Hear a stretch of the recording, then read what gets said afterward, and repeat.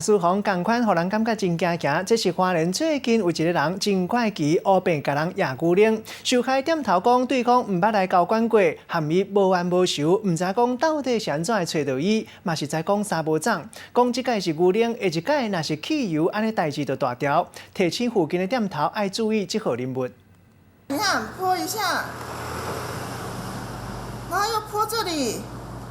太夸张了吧！一名查甫人行过街，手掼着一罐物件，看对店内后一秒，毋知是啉伤饱，也是想要找麻烦，敢若看到伊乌白破，然后人就无去。夸张哎，我吓一跳吧！他头先在那边看我们里面，然后就走过来，就往这边倒哎，这边倒，然后啊，你们还在营业呢？对呀，然后我就把它，牛奶哎，我要把它拿起来闻一下，牛奶哎，太夸张了吧！ 当时是半暝啊1点外，店家关店了后，才发现涂骹有一大白色的水，压落去闻看卖，竟然是牛奶。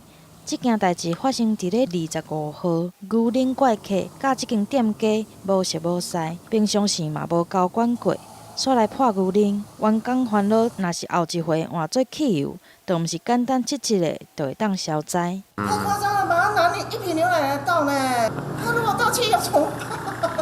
不认识，从来没看过，而且他也没来消费过啊。因为只是一桩小意外，员工选择无要报警来追究，但是就惊附近店家嘛会受害，也是将画面铺上网络来提醒注意。